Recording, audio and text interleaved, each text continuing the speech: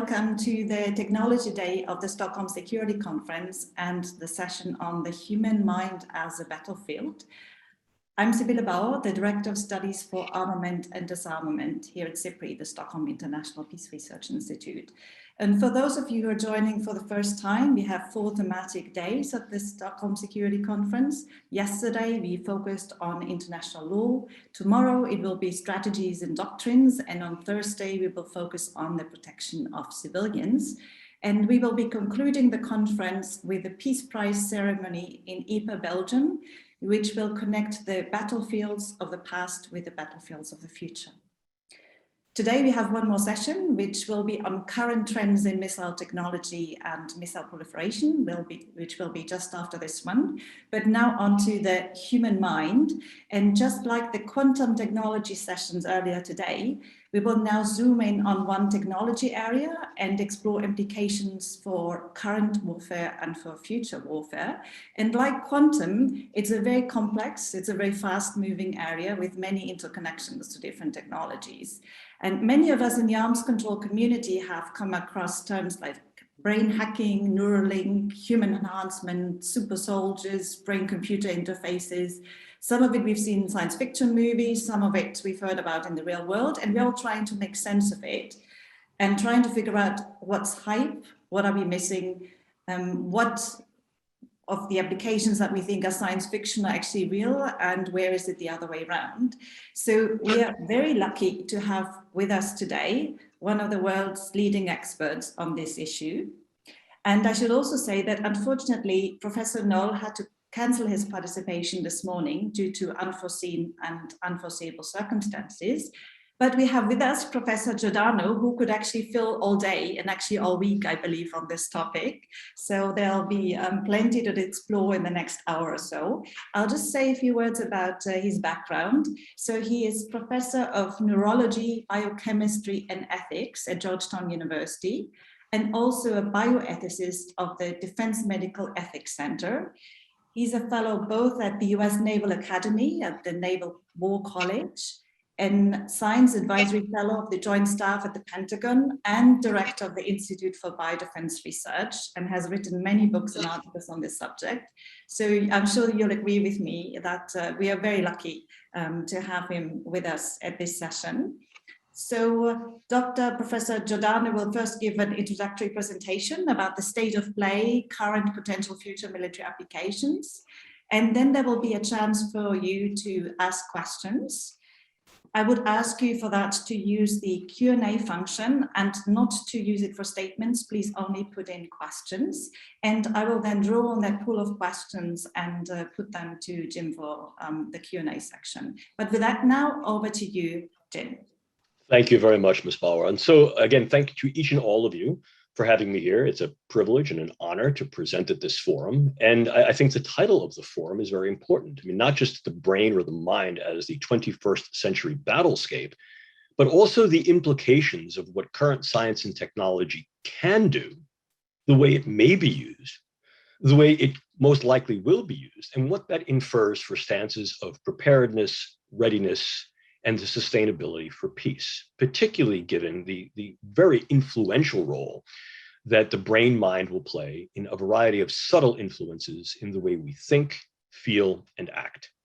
And perhaps a larger question is what needs to be done in terms of multinational engagement, guidance, and oversight so as to maintain an ethical course forward while being very realistic and appreciating the multinational nature of the enterprise. If we consider neuroscience and technology to be ever more a unified entity, colloquially, we refer to this as neuro-S&T. And the reason for that is quite simple, in that there's a relative inseparability between the science, that is to say, the understanding and insights that we gain to the mechanisms of the nervous system and the brain and what that infers for the functions of brain, most broadly construed to be mind, but perhaps more metaphysically, if not practically construed, to be identity, self, decisions, feelings, and the expression of same in a variety of our interactions, from the personal to the political. But over and above that is that this science has given the ability to assess the brain, access the brain, and affect the brain. And the science has been capabilized by an increasing tool set, a toolkit, a set of technologies. Those technologies have allowed us to advance certain theoretical constructs about the brain, but have also taken us to the limit of our capabilities to assess and affect the brain, and therefore have prompted the development of new tools. So what that affords us is the actual capability to harness and engage neuroscience and its technologies in what has increasingly become known as integrative scientific convergence, a relative de-siloing of the physical, natural, life, and social sciences in those ways that provide a more three-dimensional understanding of what the brain and its functions are, and how the brain and its functions can be assessed, accessed, and affected.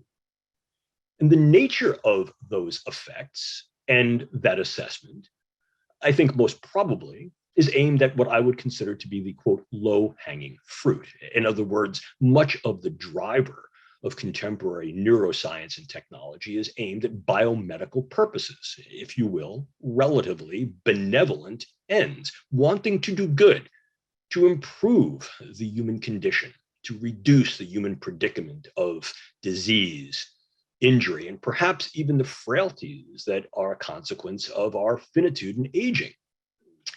But please understand, to paraphrase the works of the philosopher Alistair MacIntyre, we have to ask, what good?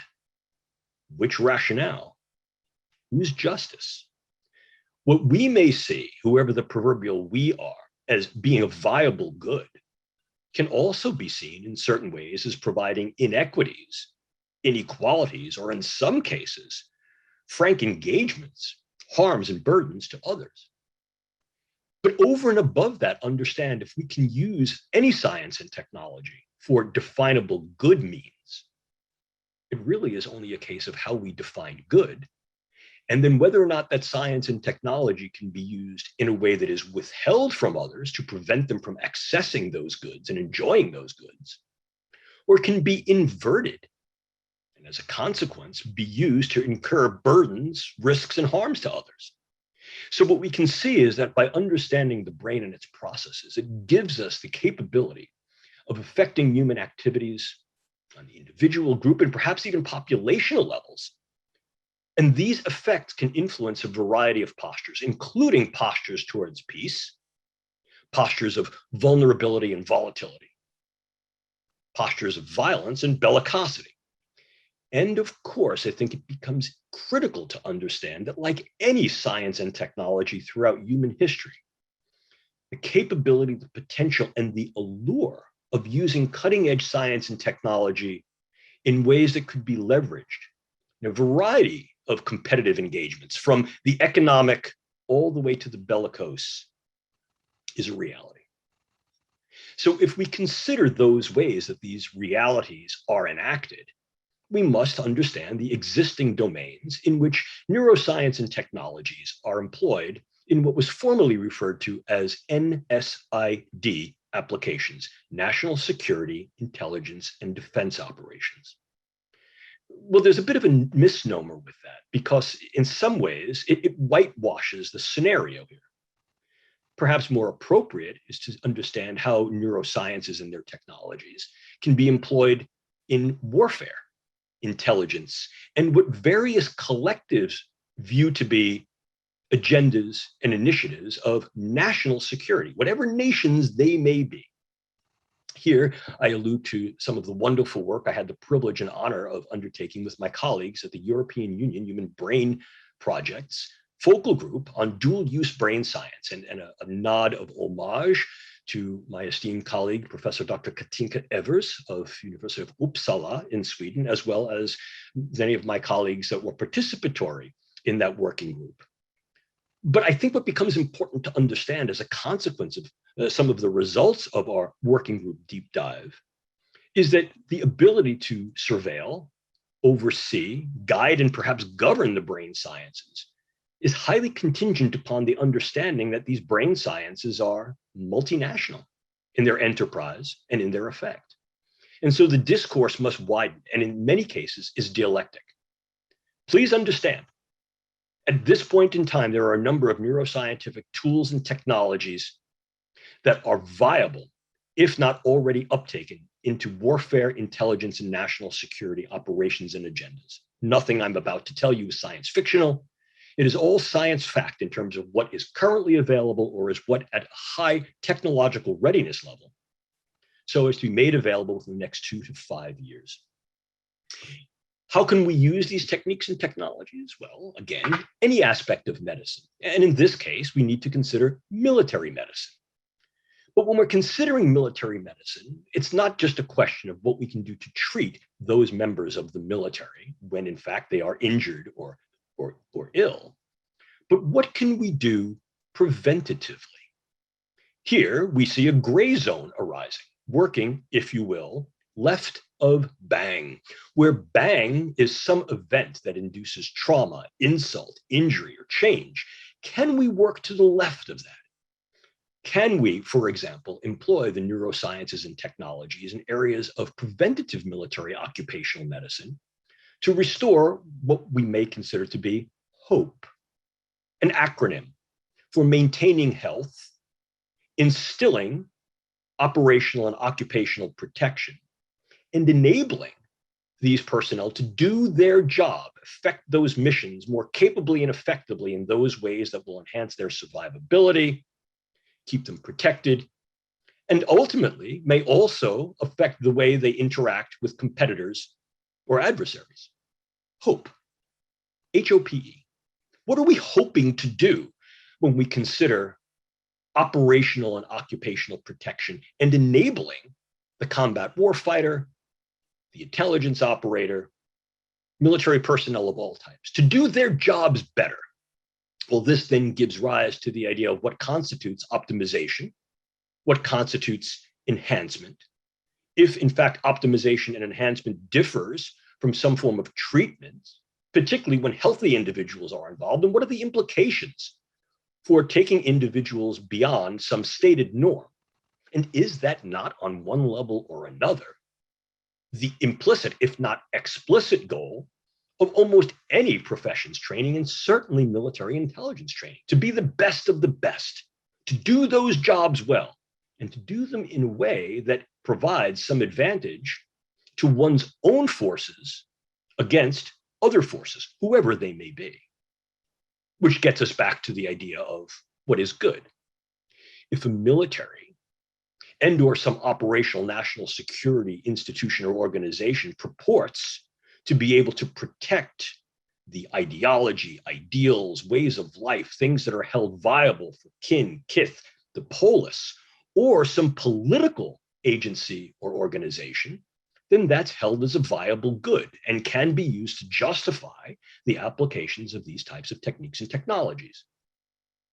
Perhaps in somewhat more gray zone operations, the neurosciences can also be paired to intelligence operations to afford increased cognitive capability for intelligence operators and systems to be linked to computational systems, so as to be able to discern more accurately what may be an intelligence viable signal from what may be noise, whether that's in human intelligence, signal intelligence, communication intelligence.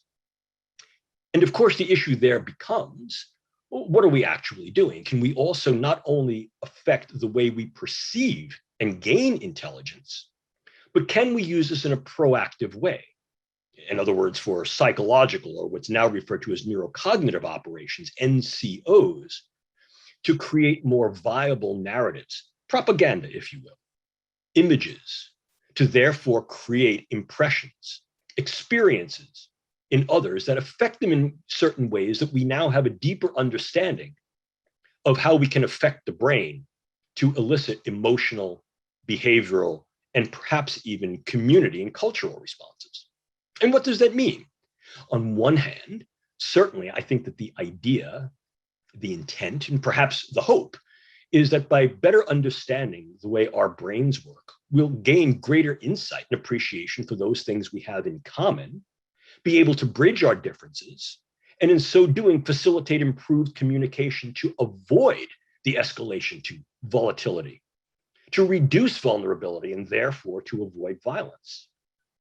But let's not be Pollyannish, because the reality is that these tools and techniques offer viable and in some cases estimated valuable capability to be able to assess and modify the thoughts, actions, and therefore overall stature of others. The operational definition, if you will, of a weapon. Taken from the Oxford English Dictionary, a weapon is simply a means of contending against others. Far more colloquially, we see this in bellicose framework.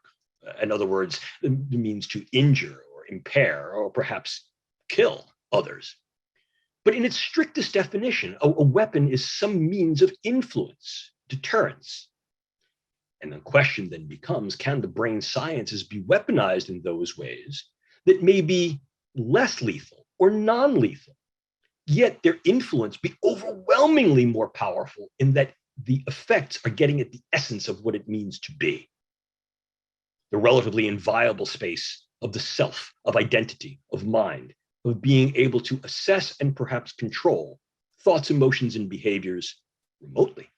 And in so doing, influence postures of individuals, groups, collectives, and perhaps populations. Is there some line that's being crossed there whereby this cognitive liberty is being intruded upon, to paraphrase the words of my colleague Nita Farahani at the University of Pennsylvania?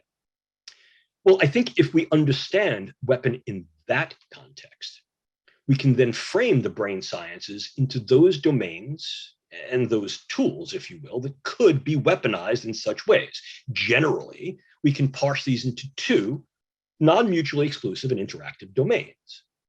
The assessment neurotechnologies, which include things like various forms of neuroimaging, neurophysiological recording, neurogenomics, neurogenetics, epigenetics, and phenotypics, neuroproteomics, and the use of neuro-big data, which when coupled to decision technologies, machine learning, and AI, creates an omnibus, a juggernaut of capability to not only acquire data and utilize data, but also to manipulate the data itself, whereby assessment immediately can turn into effect.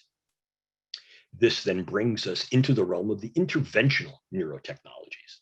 And perhaps first and foremost, if not easiest, is the ability to use extant systems of computational technology and engineering together with decision technologies, big data acquisition and use, and various forms of soft to hard AI to manipulate the data themselves. And by manipulating the data on large scales, it may be possible to literally paint a new reality of what an individual is. To implant information into large-scale data banks, make individuals appear to have certain neurological or psychiatric conditions, to affect their capability to do their job by virtue of, if you will, their profile, their data profile, by affecting aspects of their metadata so that they're regarded and perhaps treated in different ways, economically, socially, militarily, politically. But wait, there's more. The more we know, the further we can go. And one of the existing concerns is that the ubiquity of what's called biodata, particularly neurobiodata, creates certain vulnerabilities and targetabilities to be able to create precision pathogens. Now, those pathogens need not be the traditional drugs, bugs, or toxins. They can also be certain devices that can be tuned to individual parameters of anthropometry, physiology, to differentially affect individuals in a variety of ways, to direct or compromise their capability for thought, emotion, and action. Putting all of these together, we see a new toolkit that essentially engages not only those domains that have been well addressed by current language of the biological toxins, weapons conventions, chemical weapons conventions, and various declarations as signatory treaties, but in some ways sidesteps that, as I hope to show you, which may, as we've called for, together with our international colleagues, necessitate a revisiting, if not revision, of the language, scope, and tenor of these existing conventions and treaties. New drugs, for example, that are able to penetrate the brain space far more capably at much lower doses. For example, linking pharmaceuticals to nano-engineered scaffolds, micelles, chaperones that allow facile penetrance into the brain space, sometimes through means that can be rather clandestine or covert, inhalation, transdermally, and doing so with higher specificity. In fact, in some cases, targeting these pharmaceuticals to be able to work in key individuals or groups of individuals based upon an understanding of their pharmacogenomics and dynamics. Here too, we see the ability to generate novel microbiologicals, whether that may be bacteria, fungi, viruses, and increasingly there is a worry about the potential weaponization of prions that, based upon individual, collective, and populational information, can be developed so as to high selectivity, affecting key individuals, either individually, targets of high value, or more globally, more universally, creating, if you will, bellicose value and affecting relatively benign and generalizable targets, like the general population, a conversation you'll have later in your conference. As well, we can utilize various methods of gene editing and synthetic biology to develop organic neurotoxins that are far more stable, less labile, more effective, and can be used with precision, particularly if and when delivered through the variety of unmanned vehicles, aerial, ground, or sea-based. And a variety of technological devices that can be used to augment or change cognitive capacity. Things that can be donned or doffed, for example, transcranial magnetic and electrical stimulation, vagal nerve stimulation. And there is a robust move forward to create implantable devices that are non-invasive or minimally invasive in their implantation methods, so as to create next generation neuromodulation that allows real-time access to read from the living brain and write into the living brain remotely. Such capacity. With this ability, I think also comes necessary and authentic anticipation, and in some cases, anxieties and apprehensions. Please understand that the neurosciences and the development of neurotechnology is not the Provence of, if you will, a given few. At present, there are multiple large-scale, national-level brain science initiatives that are pouring billions of currency units into projects in the brain sciences. Again, the most notable direction of these, the driver clearly is explicit, those things that are benevolent, wanting to do good, reduce the burden of human predicament and disease, injury, and capability. But that capability curve exists along a spectrum. And here too, the ability to utilize the brain sciences to improve our quality of life and or to use the brain sciences in preventive ways immediately allows us to confront, again, the idea of occupational preventive military intelligence medicine. Super soldiers, proverbial super spooks for the intelligence operator. But recall here too, what is my good may not necessarily be your good. What I and my kin and kith hold to be valuable, defensible, may not in fact be what yours defines to be so. And so the use of advancing tools of science and technology, inclusive of the brain and cognitive sciences, in those initiatives and agendas that can be used in defensive ways, or in some cases, explicitly offensive ways, to decapabilize others, to reduce their will, their willingness, or perhaps their cognitive and physical capabilities, to advance towards some level of volatility or violence, is very, very real. But more than that, what becomes important to understand is that the underlying philosophies, ethics, anthropologies, and therefore limitations and constraints on the brain sciences in terms of research and their translation into various practices, inclusive of those that could be used for military medicine and to be used for military warfare intelligence operations, differ as a consequence of culture. We know that large-scale initiatives of the brain sciences are multinational. There's an increasing Asian effort, to be sure, that is explicit. This is advancing developed nations and giving them certain capabilities to leverage the brain sciences in and across fusions of governmental initiatives, research initiatives, and commercial initiatives that at very, very least could leverage the brain sciences in economic ways to create new balances of power on medical markets and perhaps even lifestyle, if not military markets.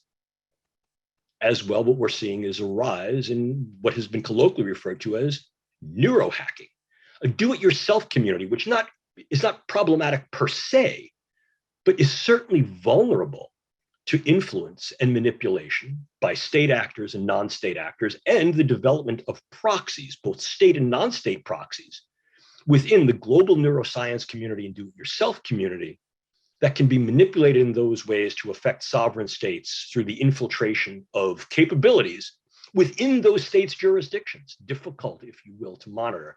For example, here in the United States, there is a directed program with our Federal Bureau of Investigation to work with the do-it-yourself neurohacking community in cooperation with Interpol so as to maintain the stringency, rigor, and, if you will, ethical probity of that community and render them somewhat more resistant to infiltration by various actors and agents who may have capricious, if not nefarious, intent.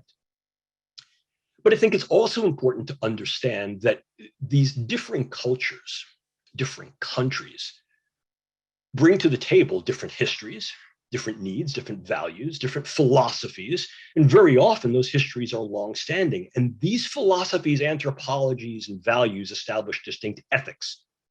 And those ethics may be far more permissive than we, whoever we may be, would like. And in other cases, it affords opportunities for things like research tourism. Can't get it done here, go there. Well, what does that mean? Is that ethics dumping, or is that simply ethical heterogeneity? But clearly what it does is it reestablishes the capability for leveraging the brain sciences in ways that can be used in multinational relations that range from the economic, as I said earlier, all the way to the bellicose. And this is becoming easier. Much of the neuroscience is shared in international forum. And I'm not making any proposition to decrease that, but I think there is a need for increased responsible conduct of research, inclusive of its dissemination and sharing, to be able to understand what's being shared and how it might be used.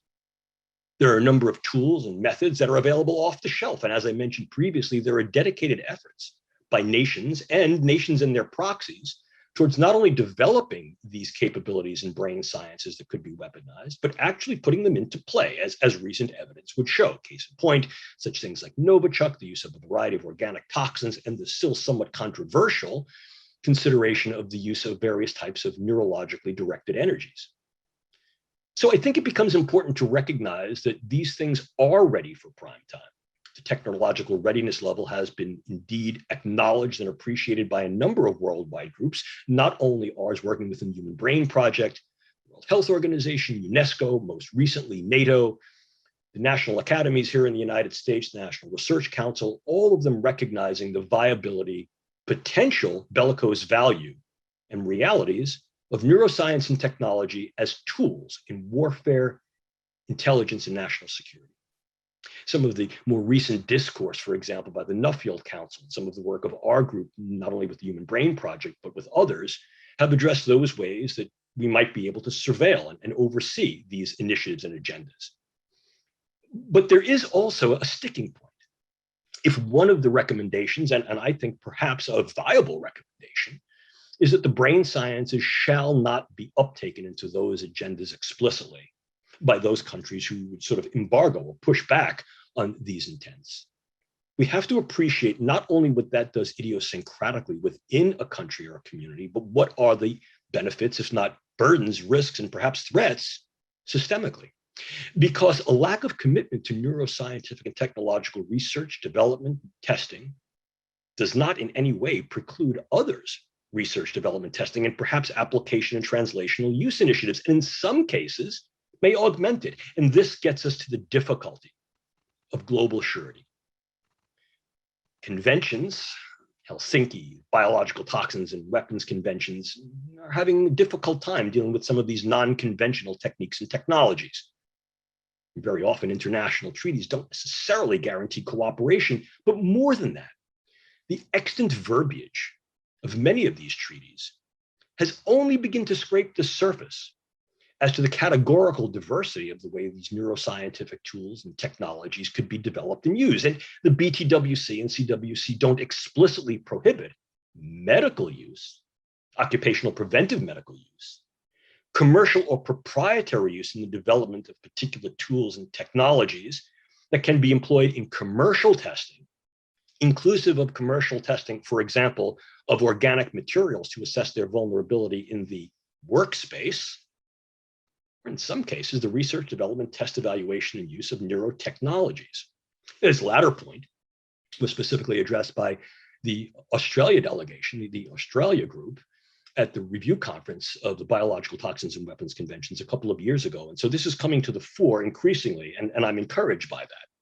But I think what we're really facing here is that neuroscience and technology can be likened to an international superspeedway, a Formula One race, multiple lanes, multiple vehicles of very, very high technological prowess and capability, a rapid pace, relatively big prizes, again, that range from the financial all the way to global hegemonies, and the ability to influence and exert forces in a variety of different domains, again, from the economic to the bellicose. And there were risks and hazards that are inherent to the technology, and those that are derived from its various uses. And military operations, although very often exist with some level of limited transparency, in an open society, must have some level of responsibility and communication to the public that it vows to protect. The question then becomes, if we're going to enter the race, and we already have, are there race rules and or restrictions? Well, our group, working together with others here in the United States and internationally, have proposed that if you're going to get on the racetrack, you need some rules to get on the ramp. We've proposed something called the Onramp approach, an operational neurotechnology risk assessment and mitigation paradigm. And I provide those references for you. Writ large, in overview, it involves a general 6R approach that then drills down into specific questions that must be asked and key contexts of framing that must be appreciated. It demands responsibility for realistic assessment of the technology, not science fiction. There are plenty of real things that need to be addressed, reviewed, and in some cases guided. Evaluating research and its viable uses in practice. What constitutes dual use research of concern? What does not? What constitutes gain of function research of concern and what does not? Responsivity to the burdens and effects, not only idiosyncratically among individuals and collectives, but perhaps systemically as well, given certain harms of omission or commission. Revising that technology in response to those risks that may be relatively intractable or relatively unpreventable, in this case, advancing something of an advanced precautionary principle, but not just, going beyond that. Making sure that those revisions are also regulatory within the framework of these key questions. Because what we see is that very often the ethics that are important to guiding these transcend simple civilian ethics, or perhaps even science and technological ethics, and interface with the ethics of power, the ethics of competition. The underlying issue here is that these types of scientific and technological developments that have such capability to affect thought, emotion, and behavior are certainly being considered for and uptaken within initiatives and agendas of warfare, intelligence, and national security, and very often being done to the drumbeat of their powerful capability that are exercised to preserve what a politics or a polis may view as communal values, ways of life, and exercising power to do that. And if one considers that the explicit mission of a military or intelligence operation is to protect the ideals, objectives, and integrity of the state, whether that state is an open society whereby politics is there to protect the polis, or a politically referential state, in which case the ideals, directions, and power of the state supersede any and all else, it prompts real questions, discourses, and I believe dialectics of relative good.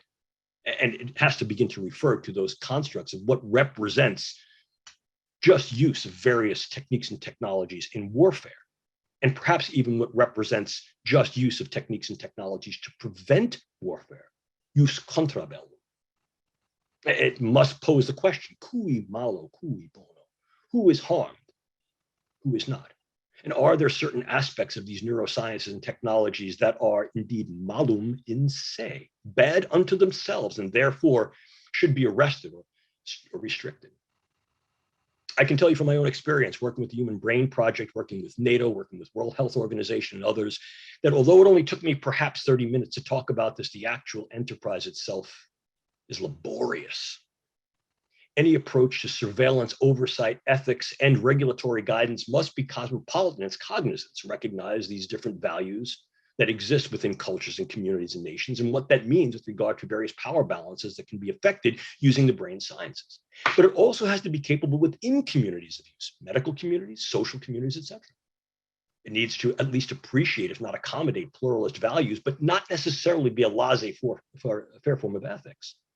And it must also appreciate how the brain sciences and their technologies are affected by and affect economics, politics, military intelligence capability, and in the balance, power. Working with many of my colleagues, again, Professor Dr. Katinka Evers, my colleague John Shook, my colleague Diane Diulis, my colleague Professor Dr. Nico Coles internationally, what we've tried to do is appreciate what type of an ethical approach, what type of neuroethical approach may have some viability in this forum. Working with my well-known colleague, Dr. Jonathan Moreno, and our mutual colleague, Michael Tennyson, we've examined what this sort of ethics for Pandora might actually obtain and entail. I only have a bit of your time here today, and I hope that my presentation has allowed for you to be informed about the realities of neuroscience and technology and what it's capable of doing, what the real capabilities and limitations of the technology are, and how very often those limitations provide nothing more than throwing an opportunistic gauntlet of what could be done next, and the power that the brain sciences yield. And so the real question is, in cashing the reality check of our perspective, relative humility, and perhaps our gratitude for the systems that we have in place and the capability to, at this point, remain prepared and ready for what shall come. Quo vadis? What comes next?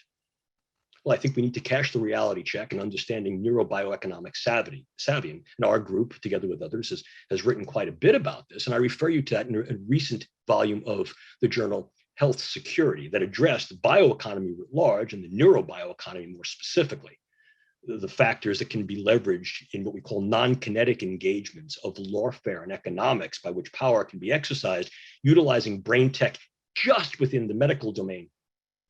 Considerable. And if we then take that domain over to advances in capabilities of power within intelligence and military, it becomes ever more the juggernaut. This necessitates some appreciation, if not development, of biosecurity by design, inclusive of perhaps revisiting and revising key aspects of international conventions and signatory treaties to be more inclusive and remain apace with the capabilities of that science. And ultimately, if what we're going to try to do is create discourse and do so in a way that is reflective, perhaps in a Thagard, if not Rawlsian reflective way, and we're going to do this in a way that maintains some ethical high ground, so that ethics can inform policy and law and policy try to uphold those ethics. We have to appreciate a globally relevant neuroethics because the capabilities that a variety of nations have leveraged in the brain sciences has brought them to those discussion tables as key players. And so I offer this to you not necessarily to provide answers, but to pose key questions. In the spirit of the philosopher of science, Bruno Latour, science doesn't just answer questions. It creates questions that are ever more difficult, that prompt our engagement on a variety of levels in both the sciences and humanities to address reasonable solutions, or at least trajectories, to be prepared, ready, and perhaps resolve those questions that are generated. If you're interested in the information that my group has done over the past several years, I provide you these additional readings. And if you're interested in getting in touch with me after today's lecture and conference, beyond the question and answer period, I provide you my point of contact. Simply put in the subject line, Stockholm Conference, and I'll get back to you promptly. And you can reach me at james.giordano@georgetown.edu. Once again, james.giordano@georgetown.edu. And with that, I thank you for your time, and we'll open up the floor for questions, answers, and discussion. Thank you so much. That was fascinating, scary, and mind-boggling at the same time. And as you said, you raised as many questions or more questions than you answered. There's so much to explore. Before I raise some of the questions that were put by the audience, I wanted to follow up with some questions that I had myself. Mm-hmm. So it became quite clear in the earlier session already we had on quantum that there is a huge need for think tankers and the policy world to educate ourselves about these technologies. Mm-hmm. How would you advise policymakers to take this forward in terms of priorities? Because there's a bundle of different technologies. What is current and immediate and urgent? What is near term? What is sort of more long term into the future?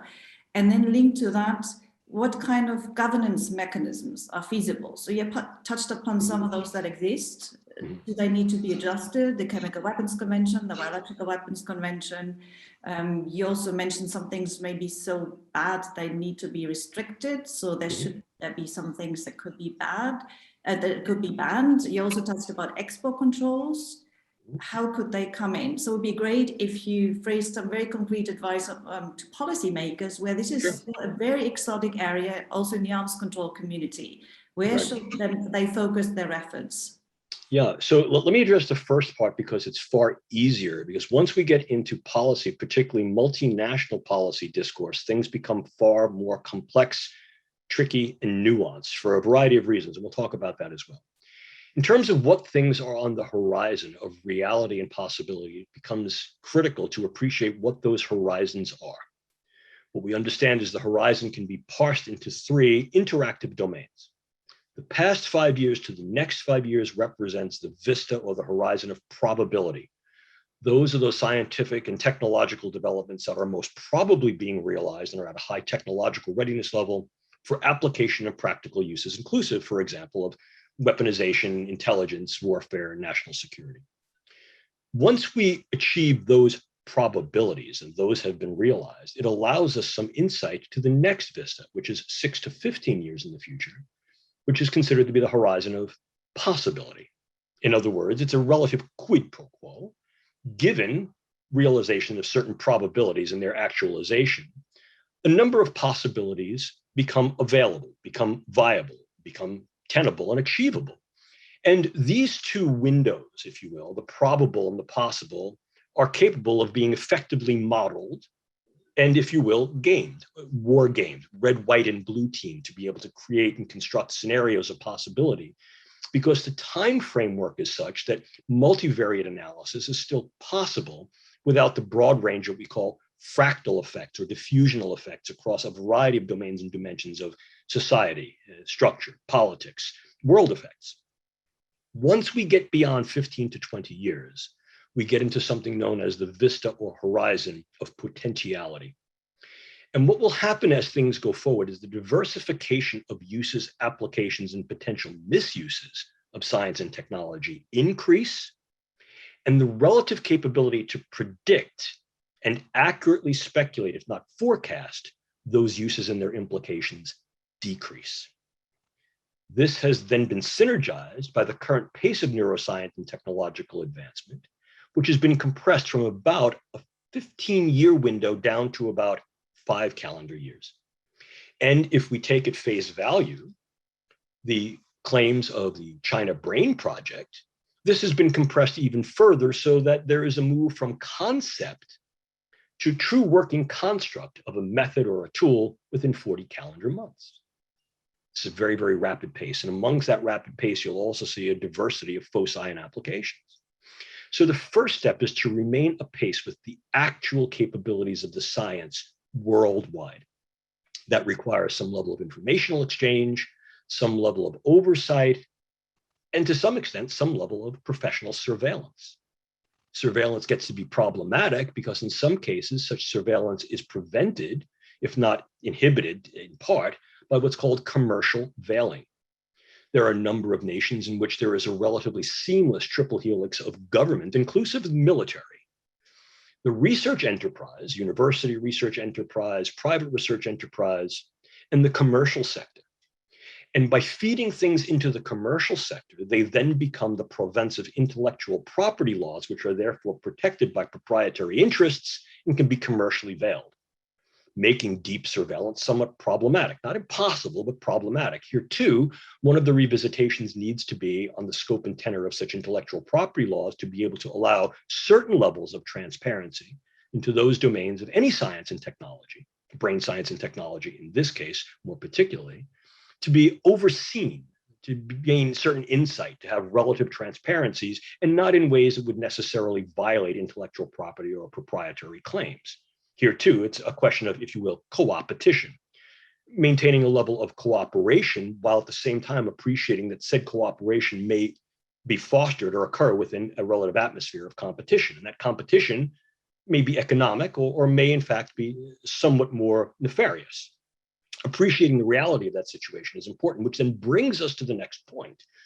How then do we approach the oversight and then change to guidance and governance? One of the things I'm very proud of is that working together with my colleagues at King's College, at University of Uppsala, and part of the Human Brain Project's Special Task Force on Dual Use, is we didn't just plot out those relative timeframes and where various types of technologies would fall out in their technological readiness realization, but also what those trajectories for progress would impart, incur, and necessitate in terms of proactive discussions within those guidance and governing bodies that oversee various forms of brain science. And this is where it does get a bit difficult. And I'll refer the audience here to some of the experiences I had working with the Organization for Economic Cooperation and Development. When you bring multinational groups to the table, there needs to be an appreciation that there is, at very, very least, an economic sort of national-centrist orientation in terms of how do these various developments comport for viable national strategy and tactical effect on the economic stage. In other words, what benefit does it regard to not only our people, but also our markets, our economics. And as we noted, the brain sciences are affording considerable capability within developed countries, but are also creating new dependency relationships between developed countries, developing, and even non-developed countries. And the existing histories of various nations that are engaged in these endeavors also allow them to bring forth their concomitant philosophies and various ethics that may then be differentially constrictive or permissive. And to be able to claim that there is a universal ethic, even perhaps claiming that there is some universal capability or respect for the human person, is countered very often by, yes, there may be respect for the human person, but we define the human person differently. We define human dignity differently. Our culture is more of a collective rather than one that is sort of a liberal or individualistic culture. Our culture is more generational rather than short-termed and temporal. And as a consequence, all of these factors need to be capabilized and need to be incorporated into an authentic, realistic, and genuine approach, not only to the ethics that may give rise to certain permissivities or constraints in research and translation, but what that means for guidance and governance, which then brings us to these types of conventions. To say what would be a viable approach, I mean, I only have a few minutes and it was an excellent question. And I'd be happy to entertain this question somewhat more deeply. And we've published some work together with our international colleagues on proposed methods, or more a methodology, a logical accounting of different methods as to which might be more useful. We've advocated, for example, some form of balanced equilibrium, a Thagoardian type of equilibrium versus a simple Rawlsian equilibrium. Easy to say, not easy to do. We've also, based upon some type of what's called Rasherian analysis of utilizing versus current, predictive, proactive forms of ethical and guidance discourse in terms of what could happen based upon effective modeling, empirical modeling. And you also have to appreciate the variables that are often referred to as minimax or maxi-min, maximum benefit with minimum risk, or providing maximum capability to those who have minimum access. So all of this folds into some sort of quasi-calculus, if you will, of what needs to be part of the process. But like anything else, the process is a human process. And that human process involves people, purpose, some proceedings, and ultimately what's going to come out of that is some form of power capabilization and the relative, at least, sustainment of individuals' comfort with that level of power that is conferred or not conferred, in looking at harms of omission, not doing certain things, or harms of commission. Relatively easy to say, not easy to do. But again, I am somewhat enthused in that these discussions have advanced on the world stage to be more inclusive and more appreciative of these cosmopolitan orientations towards an attempt to create a more viable and genuine both ethical approach, and how that ethical approach can then inform, if not directly enthuse, viable policy.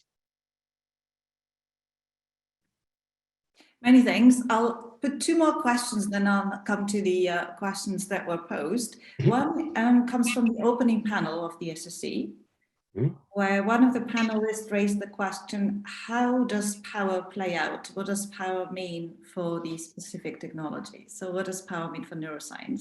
And the other one, you've touched upon a number of other technologies, and one of the interesting questions are the interconnections between technologies. You've mentioned biotechnology, in particular gain of function, cyber, AI, you've referred to machine learning and robotics, ULEs. Which ones are the most potentially powerful, risky interconnections? Sure. As regards the first, with regard to power equilibria and the capabilities that are leveraged by the brain sciences, let me sort of reduce it down, if you will, to some common capabilities. What the brain sciences afford us the ability to do is to assess and gain information from the living brain in both individuals and groups, interpret that information in ways that have meaning. Very often we ascribe the meaning as to what these technologies are telling us. But then we use that information. We use that information two ways. We use that information itself, that we call neurobiodata. In other words, the more I know, the more I can gain insights to the way your brain works, the way your brain functions or dysfunctions, where your relative strengths are, where your relative limitations are, and then being able to accommodate or at least access those different capabilities, strengths, limitations on an individual or collective basis. But humans are tool users. I mean, this is part of our natural history. Yeah, we may call ourselves Homo sapiens, but the reality is that we are Homo sapiens technicus. We've risen to the relative top of the evolutionary ziggurat by virtue of our not only evolutionary capabilities biologically, but to augment that biology through the use of tools, inclusive of those tools that we use to interact with each other cooperatively and competitively. Brain sciences are no different. The ability to affect brain structure and function allows insight and capability from a variety of scales, from the subcellular all the way to the socio-political, from the personal all the way to the political military power level. And there's great power in doing that. The power of control, the power of assessment, the power of insight. And so what we really see is that the brain sciences afford us the capability to leverage power on an intimate level that also raises the capability of power on an almost infinite level, because as we link the brain sciences to other forms of what we'll call influence technologies, very often previously referred to as disruptive technologies. And you mentioned a couple: computational systems, narratives, the ubiquity of information, artificial intelligence, decision technologies. The capability to affect individuals' cognitions, emotions, and behaviors via various images, narratives, and presentations that we know to be salient, therefore meaningful and effective, as well as perhaps more direct ways, the use of various, if you will, drugs, bugs, toxins, and devices, becomes a rather large toolkit, and a very powerful one at that. Now, what does that then mean in terms of these various technologies? I guess buried within that question is sort of the implicit, okay, what keeps me up at night? Convergent sciences are very important to address key questions where the limitations of one discipline are approached by another. It affords, if you will, what's called fresh eyes on the target, fresh eyes on the task. But I think one of the things that happens there too is that the capabilities of different disciplines allow for a multi-capability expression and reality of what the brain sciences could achieve. So what we're able to do is we essentially use neuro or some other technological prefix or suffix, and we put them together: neurocyber, cyber neuro, neuromicrobiology, neuroanthropology, where the neuro really is used as synecdoche, in other words, a representation of what our capabilities and our limitations in brain science and technology are. And when you pair these, they essentially work as force multipliers, where essentially one hand is washing the other and they're both engaged in some task. What gives me most pause? I'm particularly worried about gene editing techniques, and gene editing techniques, particularly when coupled to synthetic biology. because gene editing techniques, when coupled to synthetic biology, particularly in applied neurocognitive dimensions, offer unique capabilities to be able to affect the structure and function of the nervous system in those organisms that have a nervous system in a variety of ways, sometimes rather subtly and other times far more severely. I'm equally worried about the pairing of neural systems with computational systems. So what we're really seeing is the reciprocal augmentation of the human operator and an increasing capabilization of the machine component. So you're really getting a truly cybernetic organismal system where you're having dual cooperativity, reciprocity, and therefore you're delimiting aspects of both systems.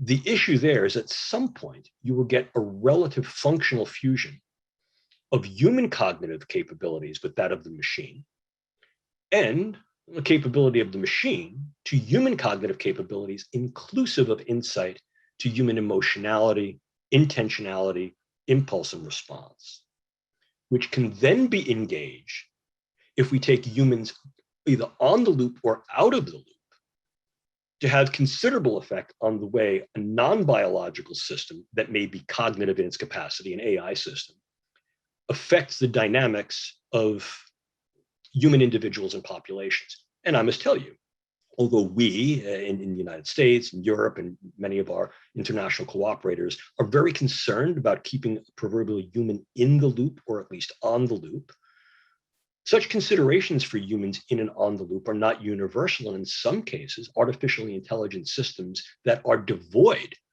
of any human engagement beyond the original builder's bias seem to be favored and de rigueur because they're viewed as not necessarily being purloined by human influence, but being somewhat more, and I'm using the language that has been bantered, pure. And that then becomes a consideration of how the brain sciences will need to interface with the information sciences in those ways that are going to be proactive.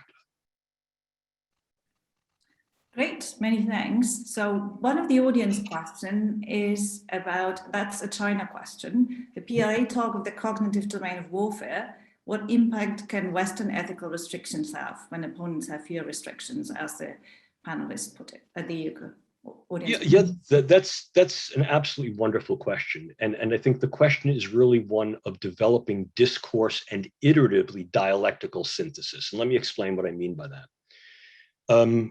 Our Chinese colleagues, and I use the word in a complimentary sense and in the most accurate sense, they're in league with these enterprises, as are we, have defined various goods, various rights and wrongs within their research conduct and its expression into translation that in some cases do not comport with long-standing post-Enlightenment or classical philosophical and ethical values of what was previously referred to as, quote, the West. And I don't mean to be derogatory in that phrase. So the question here becomes not only to try to develop a more synthetic approach, in other words, where the actual thesis of what are we using these things for, to what ends, and are the means and the ends relatively aligned with ethically propitious standards, norms, guidelines, and practices.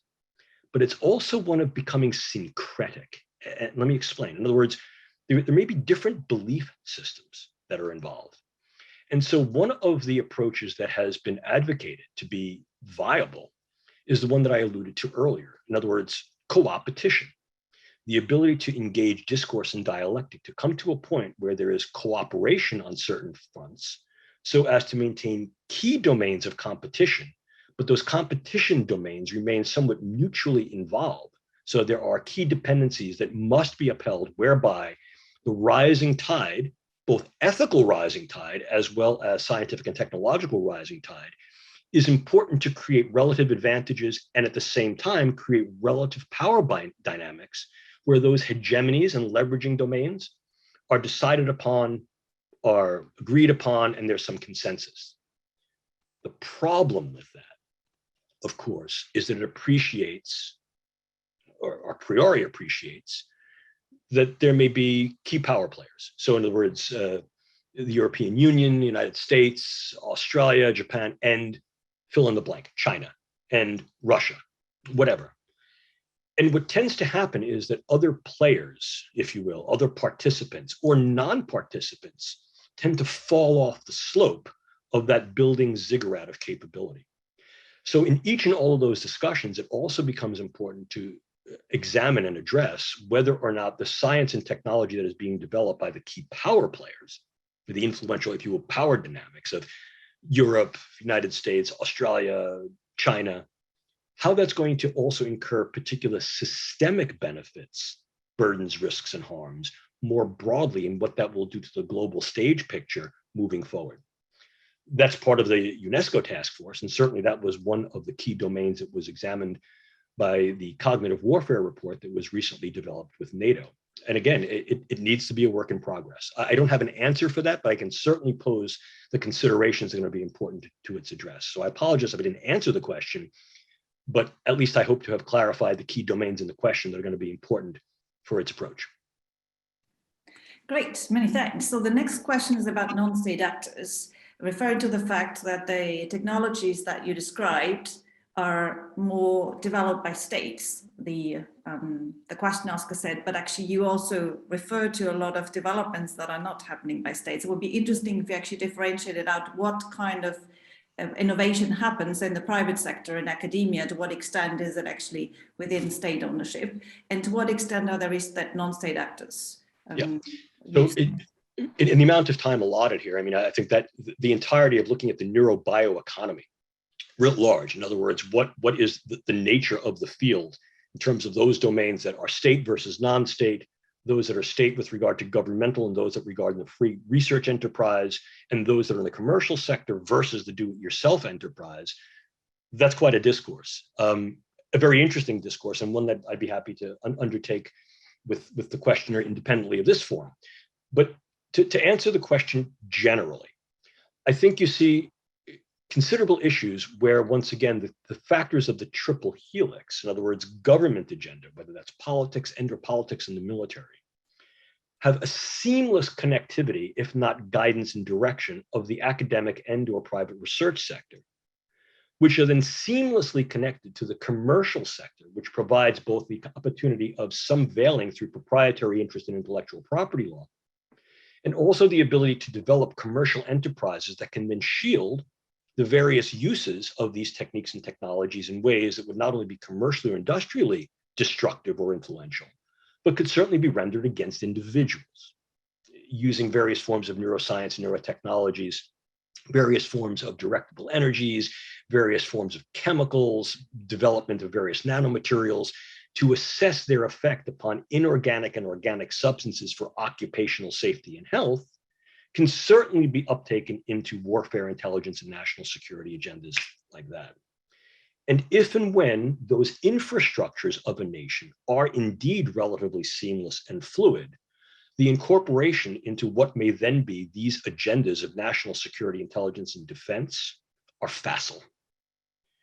In other governmental structures, where there is a relative separation between the governmental initiatives that may fund certain areas of brain science, the research enterprise, sometimes it is not necessarily aligned or in consensus with certain governmental possibilities of use, and a freestanding and independent commercial enterprise create relative fractures. And in each one of those silos, there may be developments that could be promising and/or problematic. So what we're really seeing is, in the gross balance of how we need to assess this field, we can see two generalized domains. Those nation states that have a relatively seamless infrastructure and its functions of those primary three elements of government, research, and the commercial and industrial sector. And those that, although are interactive, are not as fluid, not as facile, and therefore allow capability of what I would call siloed development of things that are promising or problematic. Where things get to be somewhat more difficult is how independent actors are sustained and function within these two different environments. Understand that characteristically, and please let me also provide a caveat here, and in full transparency, I'm not a political scientist. So I don't want to get outside of my sandbox, and my orientation and my address of this topic is focal and only focal to my personal experience and erudition in those areas that have been germane to neuroscience and technological development within the socio-political arenas, right? Higher level of speculation, higher level of address of these politically and sociologically relevant variables, way beyond the capability of the simple neuroscientist. But one of the things that became very evident is that in a country in which there is this relative seamlessness between those entities, everything is top down and everything from the bottom up feeds into the governmental impetus, initiatives, and agendas. So basically, it is a collectivist mindset, inclusive of the establishment and perhaps sustainability and flourishing of a do-it-yourself community. Within that community, it is in fact part of the collective, and very often can be funded and supported in those ways. In contrast, in those other governmental and or national systems in which they exist in silos of government, the research enterprise, and the commercial industrial enterprise, very often the do-it-yourselfer is seen as somewhat distinct, not necessarily anathema, but certainly distinct in that they're operating outside of those relative silos of oversight or governance. And although they may interface with institutional review boards, et cetera, the relative independence and somewhat the fractional independence of the do-it-yourselfer has different latitudes in this environment where there is a non-seamless triple helix versus this environment, which is certainly politically and governmentally collective. So in looking at the do-it-yourselfer, it also becomes important to understand, is the do-it-yourselfer, whether the individual or a community of do-it-yourselfers, a means by which those nations that do have political control over all entities inclusive of the do-it-yourself community can exercise subtle or explicit capability and control within those nations and frameworks that do not. And that's one of the areas that is being explored right now in neurotechnological politics and sociology. So I hope that I addressed the question to some extent and stated the questioner's insights. Great, thanks. Then over to confidence building measures and transparency measures. So the question about whether those could help mitigate the security risks, and if so, which CBMs you would suggest. And the second one takes us back to the governance question. If it was possible to impose legal restrictions, do you think there could be effective verification? You know, here I refer back to some of the stellar work of my colleague, Professor Rose at King's College. Working deeply in the area of governance oversight and regulatory control, he has been a steady and a stalwart voice on the international stage, and certainly was critically important some of our ongoing work in that exact question with the Human Brain Project, not only in Europe, but also some of the considerations for the various ways that neurotechnologies can, should, or should not be utilized or controlled elsewhere in the United States.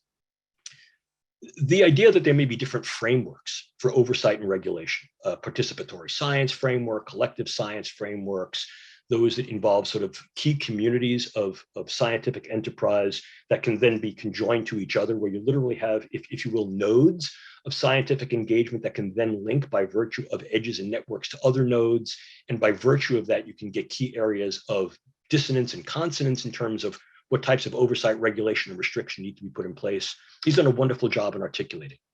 I steal not his thunder or his fire. It is impressive in its body of work and its result, and I refer each and all of the participants to read that. Part of the foresight report that was precipitative and led to our conclusory report, the Human Brain Project, and his ongoing work addresses this. But to sort of cut to the chase a bit, I think that the questioner's inquiry here is, well, what is owed in terms of transparencies as well? And this gets to be a relative sticky wicket, if you will. This gets to be a little bit of a thorny issue. Because as soon as we begin to talk about the use of any science and technology for initiatives of national intelligence, security, and defense, irrespective of whatever nation it is we're talking about, there are those things that various nations will deem as essential to national security and perhaps public safety on a variety of levels, from the domestic to the international, that are not held in full transparency, that are classified information. And the nature of that classified information is that it is felt to be best in the common interest of the polis, or in some cases in a closed society, for the body politic. The running adage is, you don't show the other team your playbook on Friday and still expect to win the rugby match on Saturday. But what if you could? What if you're able to develop a common set, if you will, of rules and plays, and define certain things as relative malum in se, that at very, very least need to be addressed and reported. And in some cases, also having a level of transparency in terms of purpose, but not necessarily process. Why? In an open society, in a liberal democracy, in an open, viable democratic society, such a level of transparency is important to be able to engage public discourse. And it also becomes important to inform the public as to what is real and what is not, so as to not miscommunicate or misfoster various expectations, anticipations, fears, and anxieties. It's also a question of saying what's going on, if you will, out there, and what things need to be done back here to at very, very least be prepared, if not ready for, what may be those burdens, risks, and threats. We've proposed a fourth thrust approach that involves a relative whole of nation orientation, that involves, number one, awareness of the reality of what the science and technology can do and who's doing it on the world stage. Number two, quantifying the actual burden, risk, and threat. Not all of this stuff is at a high risk or threat level. Not all of it is operationally ready in terms of its scalability, fieldability. Certain things are far more low-hanging fruit and far more dangerous than others, and those need to be quantified, and that's where the foci should lie. And then at that point, engaging in the discourse and dialectic necessary to mitigate those burdens, risks, and threats, at least to a point that arrests relative brinksmanship. And there may, in fact, be some common dialogue that is necessary as we recognize and co-model what these trajectories are, particularly when we anticipate, in some cases, speculate and forecast what might be called runaway effects, where the technology runs away from us, either because of the science and technology itself or because of its social draw, either within political, military, or even just public domains, as well as perhaps unanticipated effects, which sometimes are referred to as Wechselblatt effects. In other words, if you're doing something that is new, or you're using an existing set of tools and techniques that are novel, you have to be able to anticipate that there will be things that happen that you simply didn't anticipate. Are you facile? Are you prepared? This is what we've referred to as footfall effects. Not so much to impede forward progress, but to be very, very aware of where each foot of progress falls, so as to be able to maintain relative balance and equilibrium of those forces that are and could act as imbalancing measures with each step forward. Thank you so much. So we've actually been able to spend an hour 15 and we haven't even scratched the surface of this, I have the impression. It's really an extremely complex issue, and I'm glad that at SIPRI we'll be able to take forward this theme of battlefields of the future and also this particular theme of neuroscience and develop it further. So there will be further events coming up, not in the context of this SSE, but in the context of future SSEs, Stockholm Security Conferences, and also events leading up to that. So watch this space for those of you who are interested in that. I've also taken particular note on the international humanitarian law and international law angle, which we were not able to explore. So we will leave that for a future follow-up session. It's been very interesting also how this has highlighted how important it is to bring together not just the natural science world and the social science world, but the academic world and the policy world. There's so much to explore, and the knowledge is still very insufficient on this issue in the think tank community, in the policy community. So anything that we can do going forward to make this happen, I think will be very important, including also to involve industry. And one point that was also made at the earlier session is about the importance of responsible innovation and research ethics, really educating students from a young age about these issues and potential security risks, because it seems like this is not done sufficiently at universities across the world.